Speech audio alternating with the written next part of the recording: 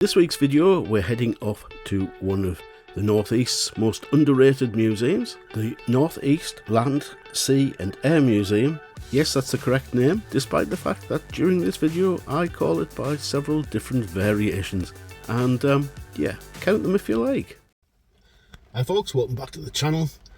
And as ever, it's bank holiday here in the UK, so of course it's raining. You can probably hear the rain on the car roof there. So I've come along to NELSAM, which is the Northeast Air, Land and Sea Museum here near Nissan in Sunderland. Time to get the weatherproof jacket on and get in and take a look at some of the exhibits.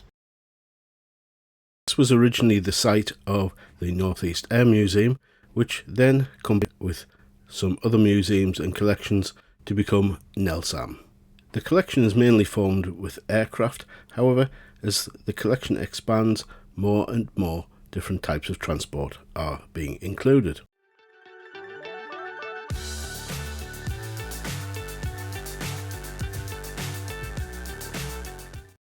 There are many new exhibits since I last visited here, including this rather impressive Tornado fighter jet and, on a more nautical nature, the Weymouth pilot vessel, which is currently undergoing a full restoration. In May this year there is a new exhibit, and I'll be covering that shortly after we head into the first hangar.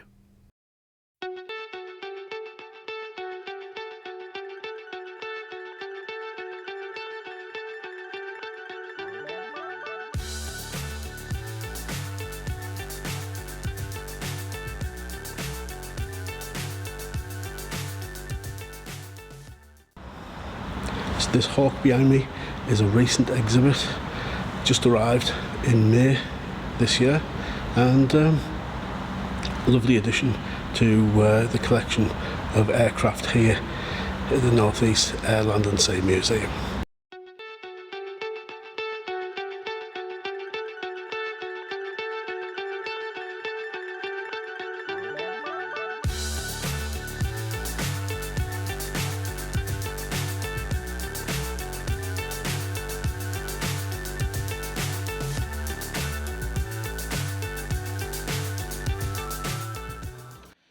So this helicopter behind me here is the Dragonfly, and that was the first ever of the exhibits here. They found this helicopter in a scrapyard, bought it, restored it, and as I say, this was the first ever exhibit here in Usworth's Sunderland Air Museum.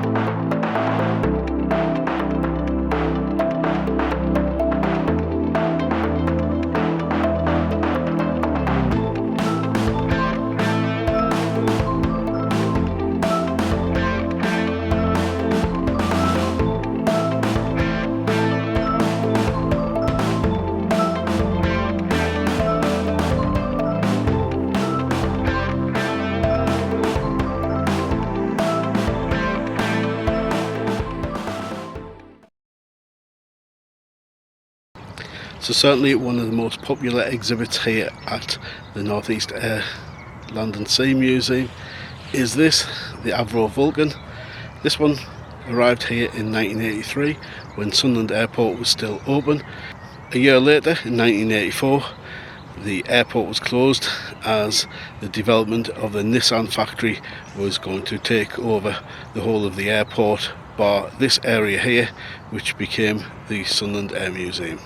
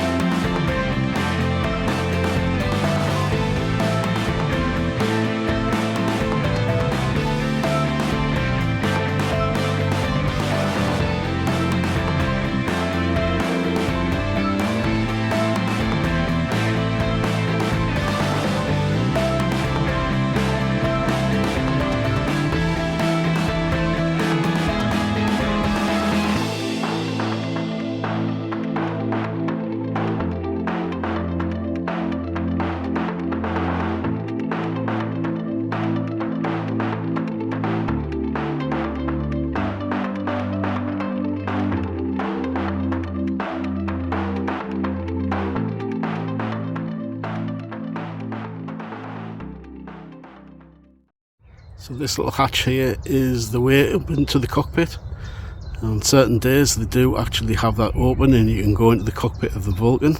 I must admit I did that once, and it really triggered my claustrophobia, considering 3 guys went into that cockpit and flew one of these all the way to Argentina, or rather the Falklands. It's quite an achievement, and obviously they were good friends because it's such a confined space.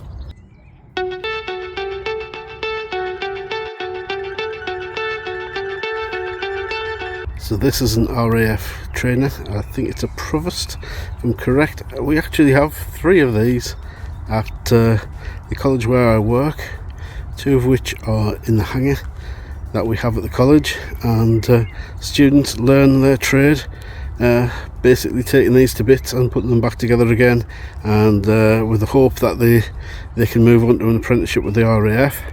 The third one is a gate guardian outside the college, so that's kind of unusual for a college, and it's there to show that we can do aircraft engineering.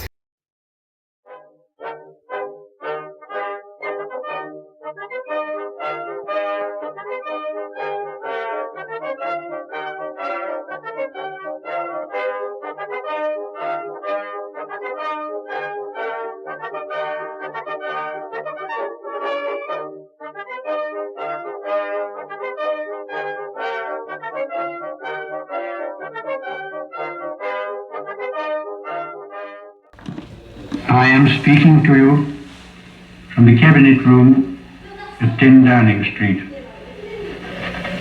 This morning, the British Ambassador in Berlin handed the German government a final note stating that unless we heard from them by 11 o'clock, that they were prepared at once to withdraw their troops from Poland, a state of war would exist between us. I have to tell you now that no such undertaking has been received, and that consequently this country is at war with Germany.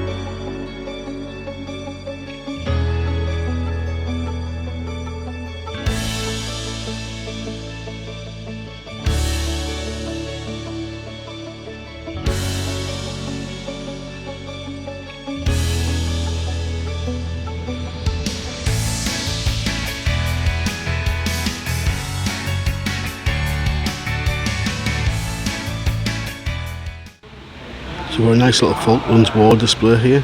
We've got the Harrier jump jet on one side, bit of a commemoration here. 2 years ago was of course the 40th anniversary of the Falklands War, and we also have an Argentinian aircraft here, which is an FMA. Don't ask me to pronounce its other name. That's a turboprop, completely outclassed by the Harrier. Were either destroyed on the ground. Most of them never managed to take off because the inclement weather in the Falkland Islands meant that most of them were inoperative.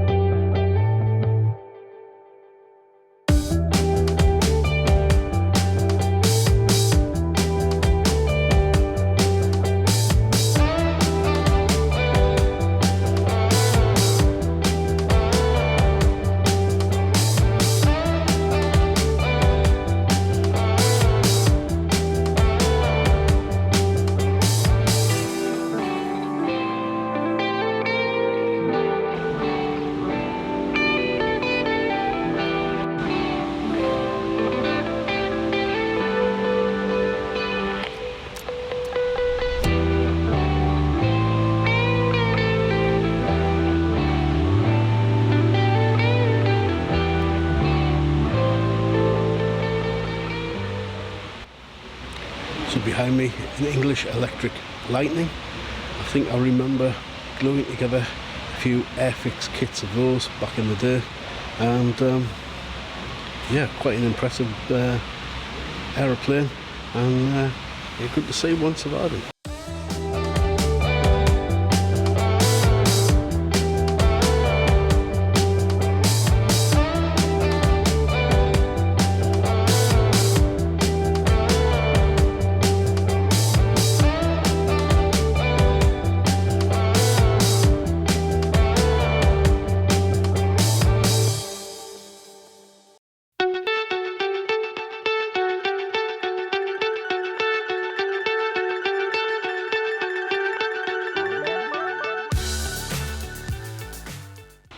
So what's great about the museum is some of the exhibits are open. You can go and have a sit down in the aircraft or have a go in some of the simulators, so that's always a bonus. It's good to see that they're not too precious about some of their exhibits.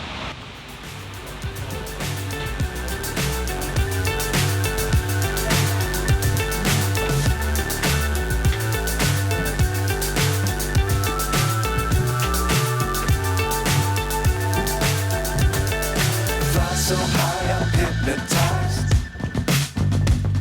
What's up is down, what's left is right. Chasing stars and holding you. I can't see the end, but we'll see it through.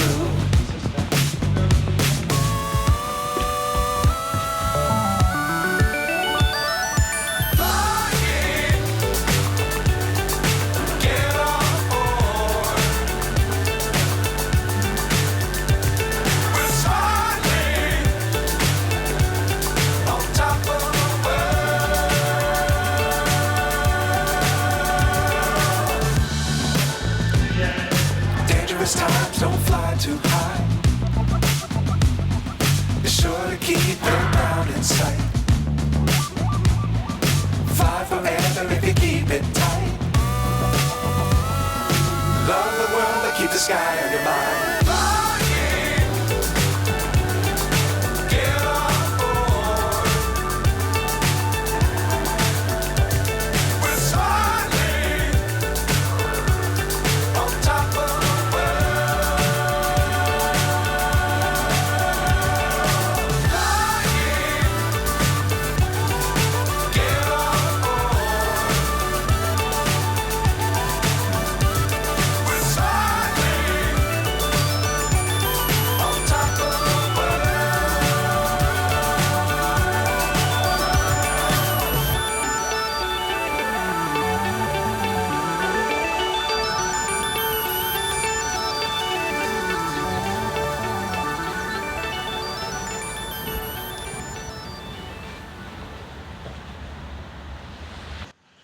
So in this hangar we've got all the commercial vehicles, cars and things like trolley buses and trams. We'll go and have a look at those.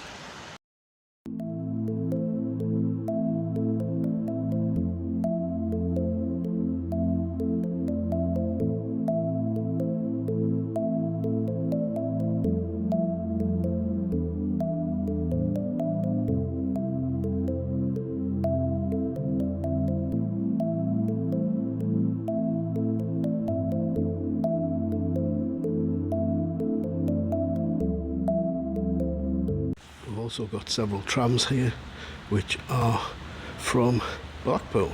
Unfortunately you can't get on board to reminisce those seaside holidays aboard a tram, but it's quite cool to see this one. Twin tram. It's got down the side of it all of the different stops on the Blackpool promenade. We've also got one of the old balloon trams here which signposted to be heading to the pleasure beach. Again, unfortunately you can't get on board, but it is nice to see it still survives in its original condition.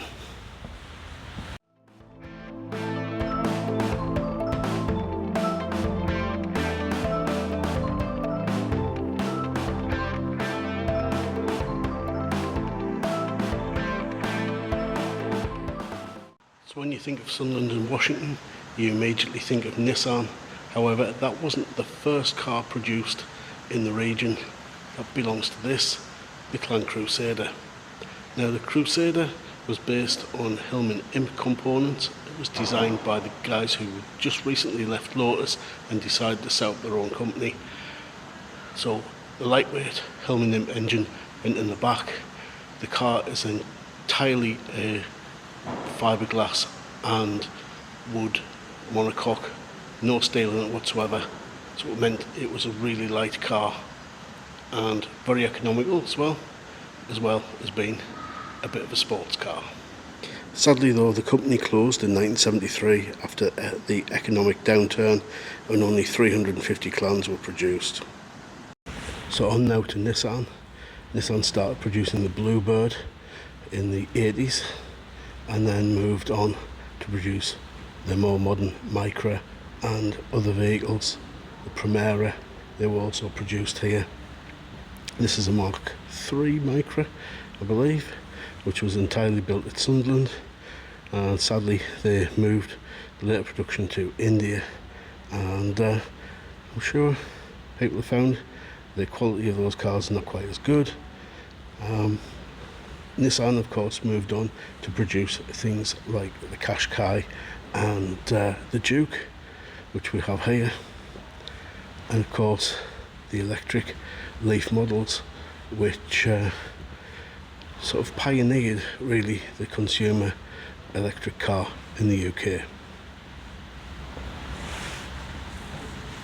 So folks, that pretty much wraps up our little visit to the North East Air, Land and Sea Museum. I hope you've enjoyed it. If you have, give it a thumbs up. That really helps the channel out a lot. If you enjoy content like this or some of the holiday content I produce, then please do subscribe to the channel. It helps me out an awful lot. And again, thank you very much for watching if you've got here all the way to the end. So I'll see you in the next one. Bye for now.